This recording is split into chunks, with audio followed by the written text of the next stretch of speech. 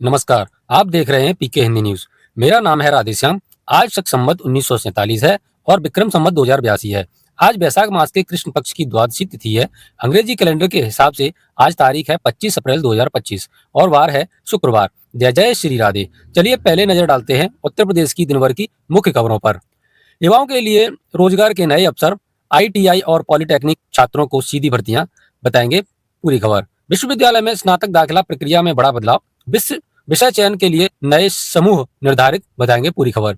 UP के 5 lakh workers को मिलेगा सामाजिक सुरक्षा कवच, जल्द मिलेगी मुफ्त इलाज की सुविधा, बताएंगे पूरी खबर। गौतम बुद्ध नगर को मिलेगा वेस्ट यूपी का सबसे बड़ा railway station, greater Noida terminal बनेगा मेगा हब, बताएंगे पूरी खबर। उत्तर प्रदेश के 10 शहरों को मिलेगी जल भराव से मुक्ति, योगी सरकार का मेगा ड्रेनेज प्लान, बताएंगे पूरी खबर। यूपी बनेगा इलेक्ट्रॉनिक मैन्युफैक्चरिंग का हब, केंद्र सरकार ने ग्रेटर नोएडा में पहले क्लस्टर को दी मंजूरी, बताएंगे पूरी खबर। एनटीपीसी में कार्यकारी राजभाषा के लिए भर्ती, 15 पदों पर करें आवेदन, जानेंगे पूरी जानकारी। उत्तर प्रदेश शिक्षक भर्ती राजकीय और सहायता प्राप्त कॉलेजों के नियमों में बड़ा बदलाव, बताएंगे पूरी खबर। आगे बढ़ने से पहले मेरी आप सभी से रिक्वेस्ट है, कृपया हमारे चैनल को सब्सक्राइब जरूर कर लें, क्योंकि उत्तर प्रदेश की सबसे बड़ी खबरें सबसे पहले हमारे चैनल पर ही आती हैं। चलिए अब खबरें देखते हैं विस्तार से। उत्तर प्रदेश सरकार युवाओं को रोजगार के अवसर प्रदान करने के लिए लगातार प्रयासरत है।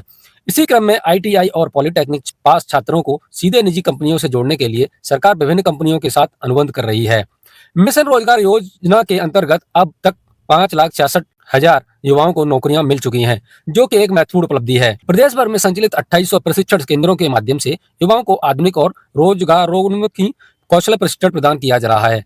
इस पहल के सकारात्मक परिणाम अब देखने को मिल रहे हैं। नोएडा, ग्रेटर नोएडा, गाजियाबाद, लखनऊ, कानपुर और वाराणसी जैसे औद्योगिक शहरों में आईटीआई, पॉलिटेक्निक और ऑटोमोबाइल मैन्युफैक्चरिंग और कृषि आधारित उद्योगों के विस्तार के कारण रोजगार की संभावना तेजी से बढ़ रही हैं।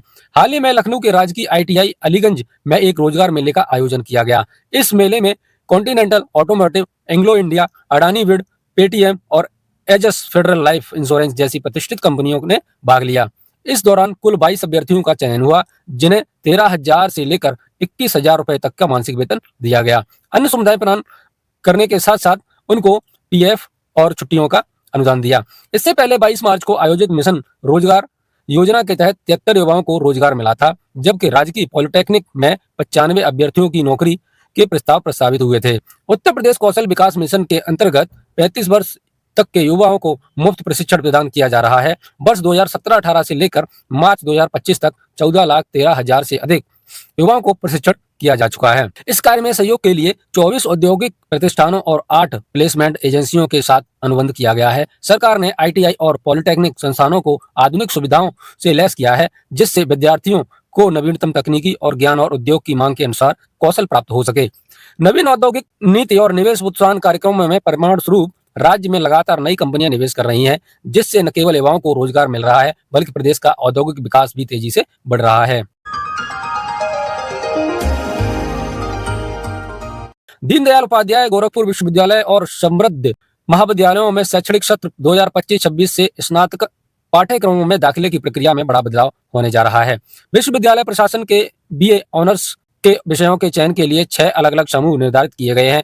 इन समूहों के अनुसार अब विद्यार्थियों को 3 विषयों का चयन करना होगा, जिसमें से प्रत्येक विषय अलग अलग समूह से होगा। विश्वविद्यालय प्रशासन ने सभी 6 समूह और उनमें से शामिल विषयों को अंतिम सूची जारी कर दी है। साथ ही सभी महाविद्यालयों के इसी नई अवस्था के तहत बीए में प्रवेश लेने के स्पष्ट निर्देश दिए हैं। कुल सचिव द्वारा जारी आदेश के अनुसार बीए में प्रवेश के इच्छुक छात्रों को 6 समूहों में से 2 मेजर और 1 माइनर विषय चुनना अनिवार्य होगा। यह भी स्पष्ट किया गया है कि किसी भी परिस्थिति में एक ही समूह से एक से अधिक विषयों का चयन मान्य नहीं होगा। विशेष रूप से सांख्यिकी विषय का चयन करने वाले छात्रों के लिए गणित विषय का चुनाव भी अनिवार्य किया गया है। इसके अतिरिक्त भूगोल और गृह विज्ञान में केवल वही छात्र प्रवेश ले पाएंगे जिन्होंने इंटरमीडिएट स्तर पर विषयों का अध्ययन किया हो अथवा वे विज्ञान वर्ग से उत्तीर्ण हो। नई व्यवस्था के तहत ग्रुप ए में भूलोक, मनोविज्ञान, दृश्य कला, मंत्र कला, गृह विज्ञान, रक्षा एवं स्त्राटेजिक अध्ययन, सांख्यिकी और शारीरिक शिक्षा जैसे विषय शामिल हैं। ग्रुप बी में अंग्रेजी, संस्कृत और शिक्षा शास्त्र, ग्रुप सी में हिंदी, उर्दू, पाली और गणित ग्रुप डी में समाजशास्त्र और अर्थशास्त्र, ग्रुप ई में इतिहास एवं प्राचीन इतिहास और ग्रुप एफ में राजनीति शास्त्र व दर्शन शास्त्र को रखा गया है। विश्वविद्यालय प्रशासन का मानना है कि नई व्यवस्था के से बीए की परीक्षाओं को संपन्न कराने में लगने वाला समय काफी कम हो जाएगा। पहले बीए की परीक्षाएं कराने में लगभग 1.5 महीने का समय लगता था, लेकिन विषयों के सामूहिकरण के कारण अब ये प्रक्रिया केवल 2 सप्ताह में पूरी हो सकेगी। यह बदलाव न केवल परीक्षा प्रक्रिया को सुव्यवस्थित करेगा, बल्कि छात्रों को अपनी रुचि और अकादमिक लक्ष्यों के अनुसार विषयों का चयन करने में भी अधिक स्वतंत्रता प्रदान करेगा। उत्तर प्रदेश के करीब 5 लाख असंगठित क्षेत्र के कामगारों के लिए एक बड़ी खुशखबरी है। प्रदेश सरकार इन कामगारों को पहली बार सामाजिक सुरक्षा कवच प्रदान करने जा रही है। केंद्र सरकार की घोषणा के बाद उत्तर प्रदेश में गिग वर्कर्स, जिन्होंने प्लेटफॉर्म वर्कर भी कहा जाता है, इनके ई लेबर कार्ड बनाने का कार्य तेजी से चल रहा है। इसके लिए पूरे प्रदेश में एक विशेष अभियान चलाया जा रहा है। ई लेबर्स कार्ड के धारक इन गिग वर्कर्स को जल्द ही आयुष्मान योजना के तहत 5 लाख रुपए तक के मुफ्त इलाज की सुविधा भी मिल सकेगी। केंद्र सरकार ने गिग वर्कर्स को सामाजिक सुरक्षा के दायरे में लाने के लिए महत्वपूर्ण निर्णय लिया है। ये वे कामगार हैं जो विभिन्न ऑनलाइन प्लेटफॉर्म के माध्यम से अपनी सेवाएं प्रदान करते हैं, लेकिन पारंपरिक रूप से नियोक्ता और कर्मचारी के संबंध से बाहर होते हैं। इनमें मुख्य रूप से कैब ड्राइवर, डिलीवरी बॉय और ऐसे ही 8 अन्य श्रेणियों के कामगार शामिल हैं। हाल के वर्षों में ऐसे कामगारों की संख्या में लगातार वृद्धि देखी गई है। प्रदेश सरकार निकट भविष्य इन गिग वर्कर्स को निर्माण श्रमिकों के तहत ही अन्य सरकारी योजनाओं का भी लाभ देने की तैयारी कर रही है।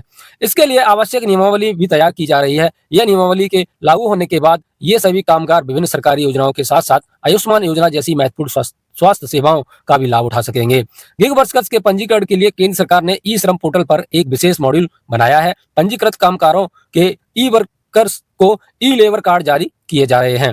उत्तर प्रदेश में इस प्रक्रिया को गति देने के लिए श्रम विभाग ने सामाजिक सुरक्षा बोर्ड द्वारा एक 10 दिवसीय विशेष अभियान चलाया गया है। इस अभियान के तहत अब तक 5375 गिग वर्कर्स का पंजीकरण किया जा चुका है और उनके ई लेबर कार्ड बनाए जा चुके हैं। सरकार का लक्ष्य है कि जल्द से जल्द अधिक से अधिक गिग वर्कर्स को इस सुरक्षा कवच के अंतर्गत लाया जाए, जिससे वे भी सामाजिक और आर्थिक रूप से सशक्त हो सकें। गौतम बुद्ध नगर में पश्चिम उत्तर प्रदेश का सबसे बड़ा रेलवे स्टेशन बनने जा रहा है, जिससे ग्रेटर नोएडा टर्मिनल के नाम से जाना जाएगा।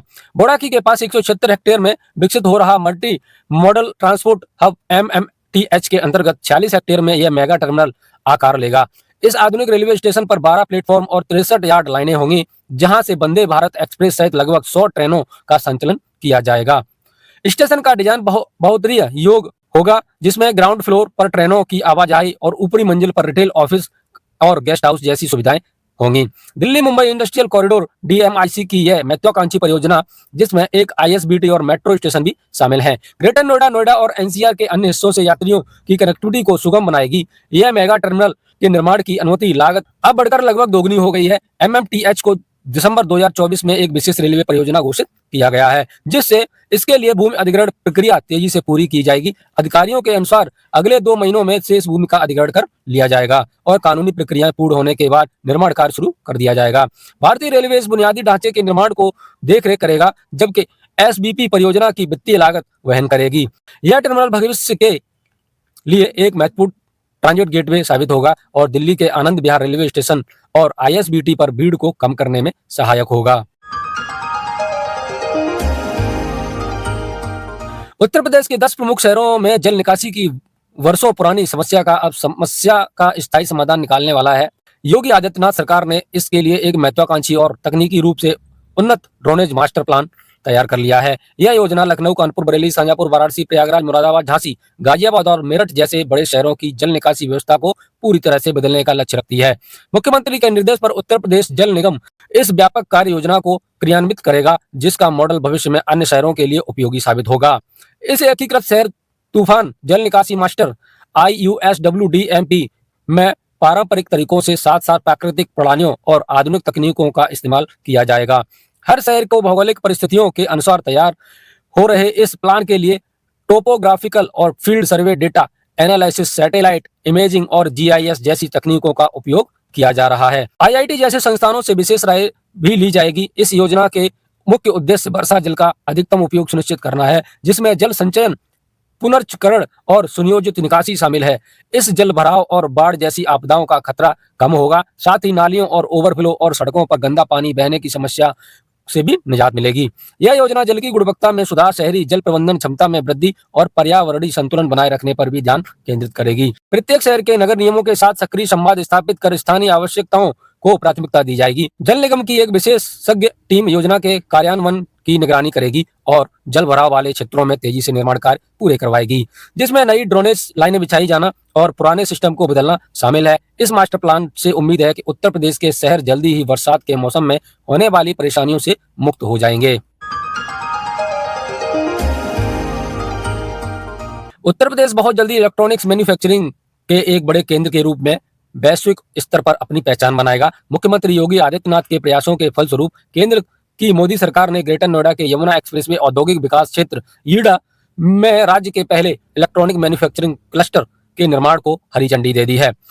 इस पहल से उत्तर प्रदेश निकट भविष्य में इलेक्ट्रॉनिक्स उत्पादन का हब बनेगा और यहाँ निर्मित उत्पादों की मांग देश दुनिया में होगी।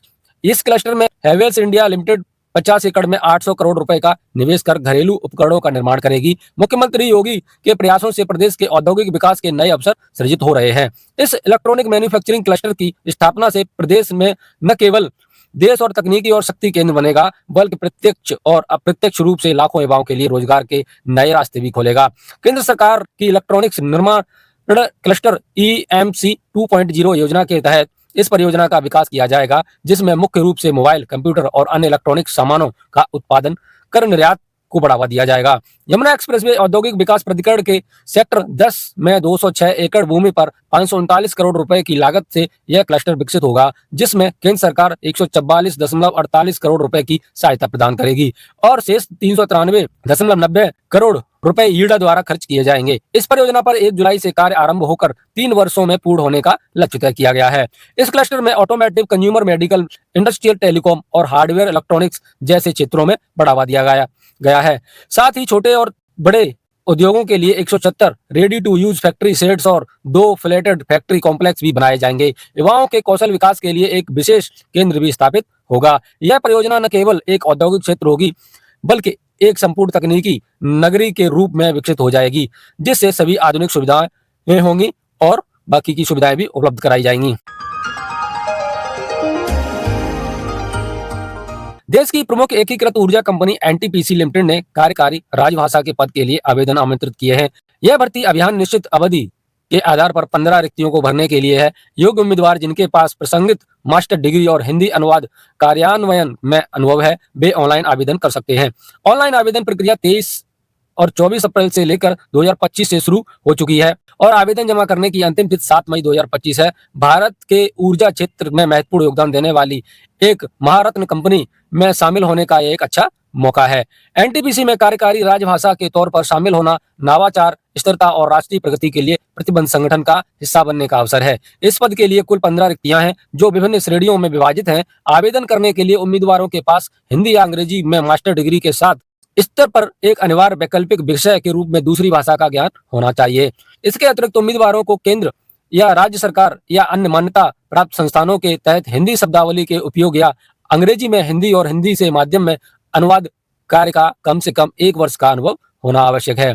आवेदकों की ऊपरी आयु सीमा 7 मई 2025 तक 35 वर्ष है, जिसमें आरक्षित श्रेणियों के लिए नियमानुसार छूट दी गई है। चयनित उम्मीदवारों को 60,000 रुपए का समेकित मासिक वेतन और अन्य लाभ जैसे कंपनी आवास, HR एवं चिकित्सा सुविधाएं मिलेंगी। ऑनलाइन आवेदन 23 अप्रैल 2025 से शुरू हो चुके हैं और अंतिम तिथि 7 मई 2025 है। परीक्षा की तिथि बाद में अधिसूचित की जाएगी। उत्तर प्रदेश के राजकीय विद्यालयों और सहायता प्राप्त हुई स्कूल इंटर कॉलेजों में शिक्षक भर्ती नियमों में बड़ा बदलाव किया गया है।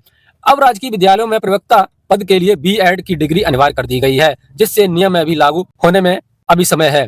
इसके साथ ही प्रदेश में 4512 सहायता प्राप्त हाई स्कूल और इंटरमीडिएट कॉलेजों में भी शिक्षक भर्ती के नियम बदल दिए गए हैं। सैकड़ों वर्ष पुराने नियमों को बदलते हुए अब इन कॉलेजों में TGT और PGT पदों का नियुक्तियों नवीन संशोधन नियमावली के आधार पर होंगी। यूपी बोर्ड द्वारा भेजे गए प्रस्ताव को शासन स्तर से मंजूरी मिल गई है और अब इसे उत्तर प्रदेश शिक्षा सेवा चयन आयोग को भेजा जाएगा। माध्यमिक शिक्षा परिषद से इस संबंध में अधिसूचना भी जारी कर दी है और जल्द ही सभी प्रक्रियाओं को पूरा करते हुए इसे लागू कर दिया जाएगा।